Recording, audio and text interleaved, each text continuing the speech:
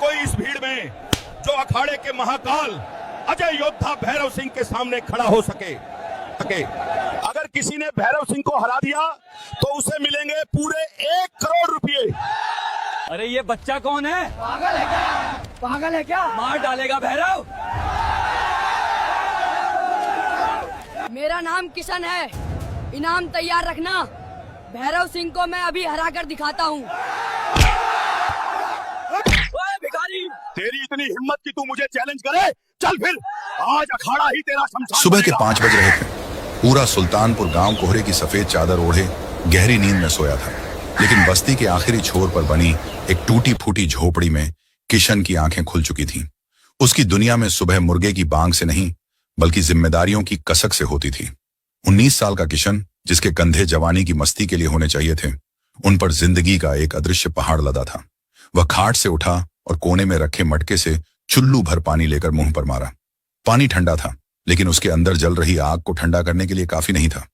किशन गांव के ईंट भट्ठे पर मजदूरी करता था। उसके कपड़े लाल मिट्टी और कोयले की कालिख से सने रहते थे और पैरों में टायर को काटकर बनाई गई घिसी हुई चप्पलें। जब वह भट्ठे की तरफ जाने के लिए निकलता तो गांव के लोग उसे देखकर नाक भौं सिकोड़ लेते। अरे, वो मनहूस ईंट वाला आ रहा है, रास्ता बदलो, लोग फुसफुसाते, जैसे उसकी गरीबी और उसका पसीना कोई छूत की बीमारी हो। लेकिन उन फटे कपड़ों और जमी हुई धूल के नीचे एक ऐसा शरीर था जिसे कुदरत ने फुर्सत में गढ़ा था। उसकी कलाइयां ईंटों के भारी सांचे उठाते उठाते लोहे की तरह सख्त हो चुकी थीं। उसकी पीठ पर मांसपेशियों के उभार ऐसे थे जैसे किसी चट्टान को तराशा गया हो। किशन भट्ठे पर पहुंचा और अपने काम में लग गया। सिर पर 50-50 ईंटों का बोझ लाद कर वह कच्ची पगडंडियों पर दौड़ता, लेकिन उसका शरीर वहां था और दिमाग कहीं और। उसे याद आ रहा था वो दौर जब उसके घर के आंगन में दूध घी की नदियां बहती थीं। किशन के पिता उस्ताद दीनानाथ कभी इस इलाके के कुश्ती जगत के भीष्म पितामह माने जाते थे। उनका धोबी पछाड़ दांव इतना मशहूर था कि बड़े बड़े पहलवान अखाड़े में उतरने से पहले हनुमान जी को याद करते थे। किशन को याद था कैसे उसके पिता उसे अपने विशाल कंधों पर बैठाकर दंगल दिखाने ले जाते थे और कहते थे, बेटा, अखाड़े की मिट्टी और मां के चरणों की धूल दोनों की तासीर एक ही होती है, यह कभी धोखा नहीं देती। लेकिन उस्ताद दीनानाथ की यही शोहरत उनकी बर्बादी बन गई। पड़ोसी जिले के एक दबंग और कपटी पहलवान कालिया ने एक महामुकाबले में साजिश रची। कुश्ती के दौरान उसने अपनी अंगूठी में छिपा नुकीला जहर दीनानाथ की जांघ में उतार दिया और फिर धोखे से उनकी रीढ़ पर ऐसा वार किया कि शेर जैसा वो आदमी फिर कभी अपने पैरों पर खड़ा नहीं हो सका। उस एक चोट ने सिर्फ पहलवान को नहीं, पूरे कुनबे को तोड़ दिया। इलाज में जमीनें बिक गईं, पशु बिक गए और अंत में लाचारी की मौत मरते हुए दीनानाथ ने दम तोड़ दिया। उनकी मौत के बाद मां सावित्री को ऐसा सदमा लगा कि उनका दिल कमजोर हो गया। अब किशन के पास 2 ही मकसद थे, दिन भर भट्ठे की आग में तपकर मां की दवा का इंतजाम करना और रात को अपने पिता की विरासत को जिंदा रखना। सूरज ढलते ही जब बाकी मजदूर शराब के नशे में दिन की थकान मिटाते, किशन गांव के बाहर खंडहर हो चुके पुराने हनुमान अखाड़े में जाता। वहां कोई रोशनी नहीं होती थी, सिर्फ पीपल के पत्तों से छन कर आती चांदनी होती थी। वहां उसका कोई उस्ताद नहीं था, उसका गुरु था उसका अकेलापन और पिता की यादें। वह भारी चकियों को उठाता, बरगद की लटकती जड़ों से लटक कर दंड पेलता और हवा में दांव पेच आजमाता। जब वह मिट्टी पर गिरता तो उसे दर्द नहीं होता था, बल्कि पिता की गरजती आवाज सुनाई देती थी, उठ किशन, ईंट भट्ठे की आग में तप कर ही कच्ची मिट्टी पक्की ईंट बनती है। जब तक तू टूटा नहीं तब तक तू हारा नहीं। एक दिन जब किशन काम से लौटा तो देखा कि घर के बाहर कुछ औरतें जमा हैं। अंदर से मां के कराहने की आवाज आ रही थी। वह दौड़कर अंदर गया। मां खून की उल्टियां कर रही थी। मां! किशन की रूह कांप गई। उसने मां का सिर अपनी गोद में रख लिया। बेटा, पानी, मां ने मुश्किल से कहा। किशन उसे तुरंत सरकारी अस्पताल ले गया। डॉक्टर ने जांच के बाद जो कहा, उसने किशन के पैरों तले जमीन खिसका दी। किशन, तुम्हारी मां के दिल के वाल्व पूरी तरह खराब हो चुके हैं। अगर 48 घंटे के अंदर ऑपरेशन नहीं हुआ तो हम उन्हें नहीं बचा पाएंगे। ऑपरेशन बड़े शहर में होगा और खर्चा कम से कम 10 लाख रुपए है। 10 लाख! किशन की जेब में उस दिन की मजदूरी के सिर्फ 200 रुपए थे। वह अस्पताल की सीढ़ियों पर सिर पकड़कर बैठ गया। उसकी आंखों से आंसू गिरकर जमीन गीली कर रहे थे। तभी पास की चाय की दुकान पर चल रहे टीवी और लोगों की बातों ने उसका ध्यान खींचा। सुना तुमने, सुल्तानपुर के महादंगल में इस बार भैरव सिंह आ रहा है। वही भैरव जो आदमी को मारकर उसकी छाती पर बैठकर खाना खाता है। हाँ, वही शैतान। और सुना है इस बार इनाम में 1 करोड़ रुपये नकद और सोने की गदा मिल रही है। अरे छोड़ो, उस राक्षस के सामने जो खड़ा होगा वो सीधा शमशान जाएगा। कोई पागल ही होगा जो उससे लड़ेगा। किशन के कान खड़े हो गए। 1 करोड़, यह रकम उसकी मां की सांसें लौटा सकती थी। यह रकम उसके पिता का खोया सम्मान वापस ला सकती थी। लेकिन भैरव सिंह, उसका नाम मौत का दूसरा नाम था। 7 फीट का कद, 140 किलो वजन और पत्थर जैसा शरीर। किशन ने अपनी हथेलियों को देखा जिनमें छाले पड़े थे। क्या वह भैरव से लड़ पाएगा? तभी उसे मां की वो तड़प याद आई। उसकी आंखों के आंसू सूख गए और वहां एक ज्वाला धधक उठी। डरने का वक्त खत्म हो गया है, उसने खुद से कहा। अगर पिताजी होते तो क्या वो पीठ दिखाते? नहीं, मैं दीनानाथ का खून हूं। मेरे रगों में लाचारी नहीं, अखाड़े की मिट्टी दौड़ती है। अगले दिन शहर का स्टेडियम खचाखच भरा हुआ था।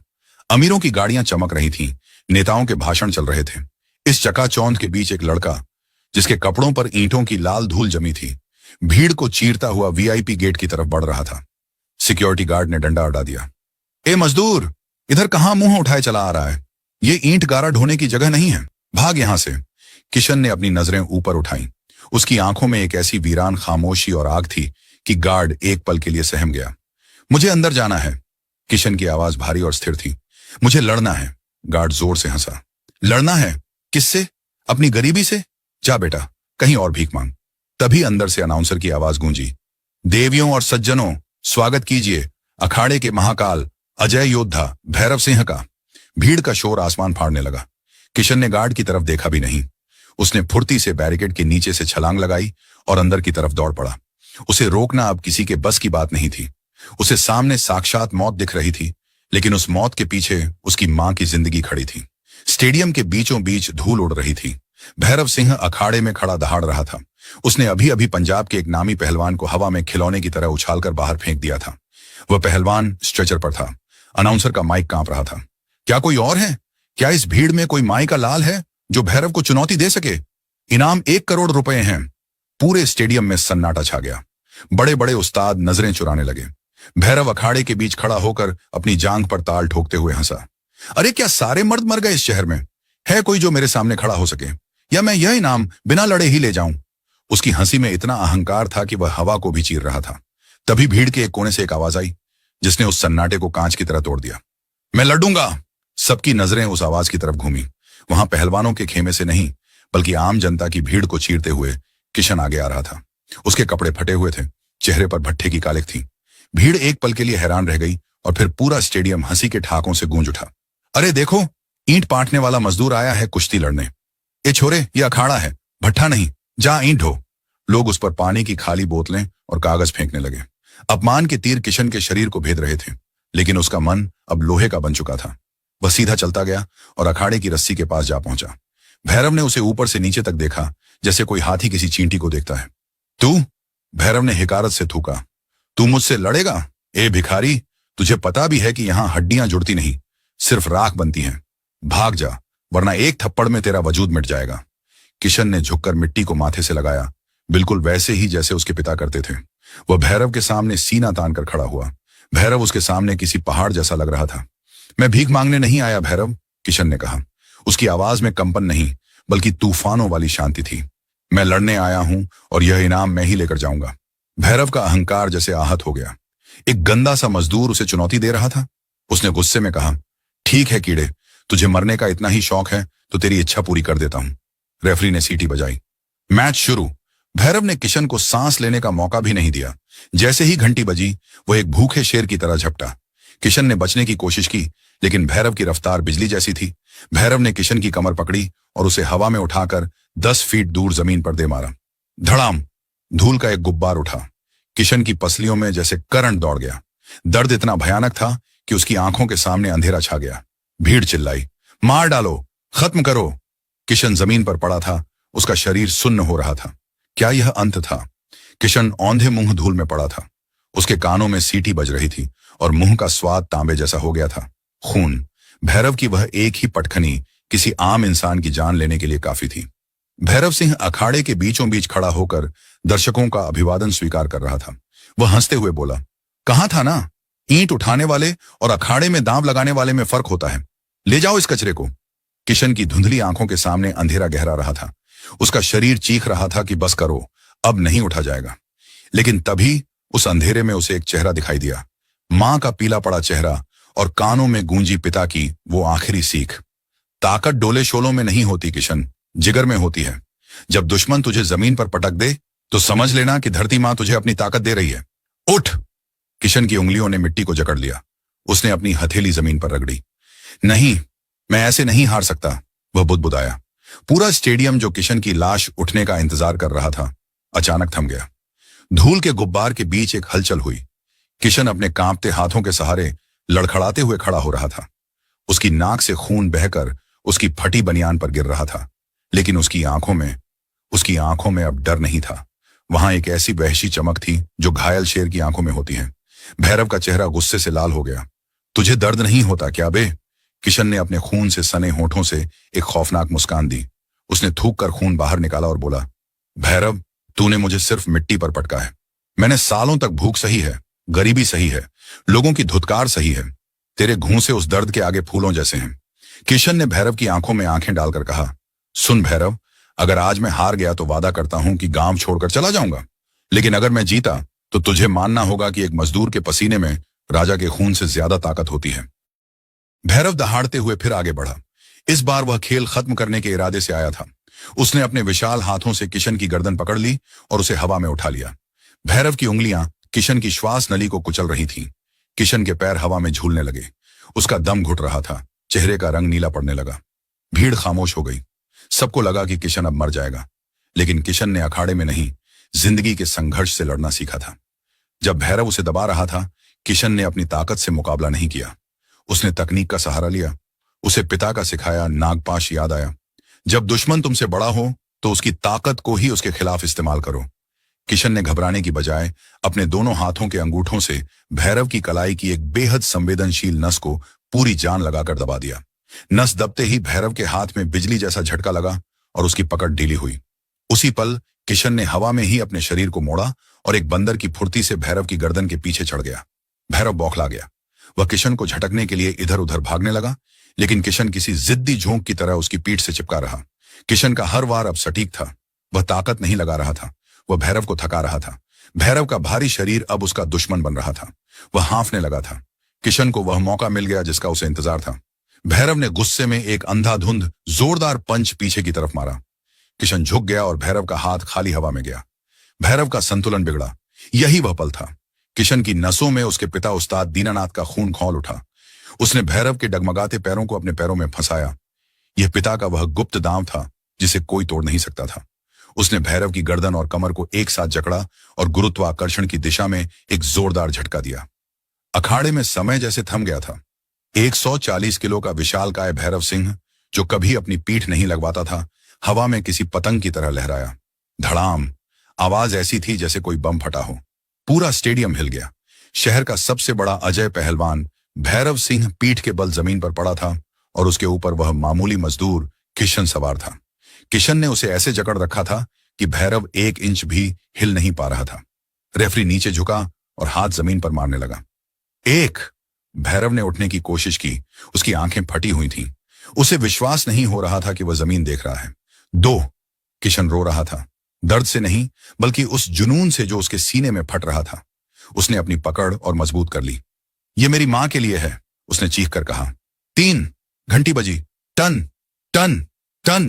पूरे स्टेडियम में एक पल के लिए मौत जैसा सन्नाटा छा गया। किसी को अपनी आंखों पर यकीन नहीं हो रहा था। वह ईंट ढोने वाला, वह फटे हाल लड़का जीत गया था और फिर सन्नाटा शोर में बदल गया। ऐसा शोर जो शायद उस शहर ने पहले कभी नहीं सुना था। लोग अपनी सीटों पर कूद रहे थे, टोपियां हवा में उछाल रहे थे। जो लोग कुछ देर पहले उस पर हंस रहे थे, अब वही लोग किशन किशन चिल्ला रहे थे। किशन धीरे से भैरव के ऊपर से हटा और वहीं मिट्टी पर लेट गया। उसकी छाती धौंकने की तरह चल रही थी। भैरव अभी भी जमीन पर पड़ा हाँफ रहा था। उसका अहंकार चकनाचूर हो चुका था। वह धीरे से उठा और किशन की तरफ देखा। उसकी आंखों में अब गुस्सा नहीं बल्कि एक अजीब सा सम्मान था। भैरव ने अपना हाथ आगे बढ़ाया। किशन ने उसे थाम लिया। भैरव ने किशन का हाथ हवा में ऊपर उठाया और माइक लेकर चिल्लाया, मैं हार गया। मैंने शरीर बनाया, लेकिन इस लड़के ने अपनी रूह को लोहे का बनाया है। असली विजेता यह है। तभी आयोजक और मीडिया वाले दौड़कर किशन के पास आए। कैमरों की फ्लैश चमकने लगी। बेटा, तुम कौन हो? यह चमत्कार कैसे किया? किशन ने अपनी आंसू भरी आंखें पोंछी। उसने माइक हाथ में लिया और कांपती हुई आवाज में कहा, आप लोग पूछते हैं मैं कौन हूं? आप ही ने तो कहा था मैं एक मजदूर हूं, लेकिन सच ये है। उसने भीड़ की तरफ देखा। मैं उस उस्ताद दीनानाथ का बेटा हूं। जिसे साजिश करके इसी शहर ने मिटा दिया था। मैं उस पहलवान का खून हूं जिसने मुझे सिखाया कि कुश्ती ताकत से नहीं, नियत से लड़ी जाती है। उसकी आवाज भारी हो गई। मैंने यह लड़ाई किसी इनाम या शोहरत के लिए नहीं लड़ी। मेरे घर में मेरी मां मौत से लड़ रही है। ये 1 करोड़ मेरे लिए दौलत नहीं, मेरी मां की सांसें हैं। मैं एक मजदूर हूं और एक बीमार मां का सहारा, बस यही मेरी पहचान है। सेठ धनराज ने आगे बढ़कर 1 करोड़ का चेक किशन के हाथों में थमाया और किशन ने वह चेक सीने से लगाया और वहां एक पल भी नहीं रुका। उसे मीडिया, इंटरव्यू या पार्टी से कोई मतलब नहीं था। वह नंगे पैर ही सीधा अस्पताल की तरफ दौड़ा। अस्पताल के आईसीयू वार्ड के बाहर डॉक्टर खड़े थे। किशन हांफता हुआ वहां पहुंचा। उसका हुलिया देखकर डॉक्टर चौंक गए। डॉक्टर साहब, किशन ने वह चेक उनके हाथ में रख दिया। यह लीजिए पैसे, जितने चाहिए ले लीजिए, बस मेरी मां को बचा लीजिए। डॉक्टरों ने चेक देखा और हैरान रह गए। ऑपरेशन शुरू हुआ। घंटे बीतते गए। हे भगवान। किशन बाहर कॉरिडोर में जमीन पर बैठा रहा, आंखें बंद किए बस प्रार्थना करता रहा। काफी देर बाद डॉक्टर बाहर आए। उनके चेहरे पर मुस्कान थी। ऑपरेशन सफल रहा किशन। तुम्हारी मां खतरे से बाहर तुम्हारी है। मां अब खतरे से बाहर किशन वहीं डॉक्टर के पैरों में गिरकर फूट फूट कर धन्यवाद। रोता। ये जीत भगवान भैरव को आपको खुश हराने से भी रखे। बड़ी थी। अरे कुछ बेटा। दिनों बाद जब किशन अपनी मां को व्हील चेयर पर लेकर अस्पताल से बाहर निकला तो उसने देखा कि बाहर हजारों की भीड़ खड़ी है। वही लोग जो उसे दुत्कारते थे आज फूलों की माला लेकर खड़े थे। मां ने हैरान होकर पूछा, बेटा ये सब क्या है? किशन ने मां के पैरों के पास बैठकर अपना सिर उनकी गोद में रख दिया और कहा, मां, पिताजी का सपना पूरा हो गया। अब हमें कभी ईंट नहीं ढोनी पड़ेगी।